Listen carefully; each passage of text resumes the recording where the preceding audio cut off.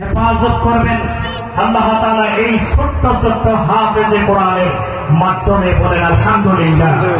আপনাদের গানের টাকা, আপনাদের পরিশ্রমের টাকা, রিক্সা চালকের ঘামের টাকা, সিএনজি ড্রাইভারের ঘামের টাকা, অফিসে আদালতে সব জায়গায় আপনারা কষ্ট করে নিজে না খেয়ে যেই ছেলেকে মাদ্রাসায় দিয়েছেন, আজকে এই মাদ্রাসায় আপনার টাকার মাধ্যমে ছাত্রদেরকে পাগড়ি পরার ব্যবস্থা করেছেন। বলেন আলহামদুলিল্লাহ।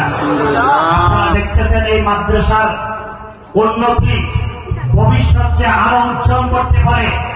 এই বছর 5জন হাফেজকে আপনাদের সামনে পাগড়ি প্রদান করেছেন। আপনারা যদি সহযোগিতা করেন, আপনারা যদি দোয়া করেন, আপনারা যদি পাশে থাকেন, আগামী বছর 10 জনকে পাগড়ি দিতে পারবেন ইনশাআল্লাহ। আপনারা চান কিনা বলেন? এই কোরআনের বাগানকে যদি আলোকিত করতে চান, সুনাগরিক যদি তৈরি করতে চান, এই দেশ সোনার দেশ তখনই হবে যখন প্রত্যেক ঘরে ঘরে কোরআনের হাফেজ তৈরি হবে। ডাক্তার হোক, মাস্টার হোক, ইঞ্জিনিয়ার হোক, উকিল হোক, ব্যারিস্টার হোক, আমরা নিষেধ করি না।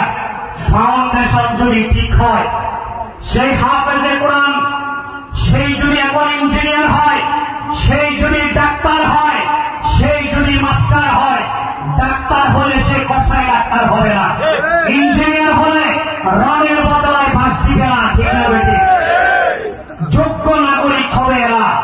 এজন্য আপনি মারা যাওয়ার পরে আপনার কবরের পাশে গিয়া আপনার জন্য দোয়া করবে। যদি আপনি ফাউন্ডেশন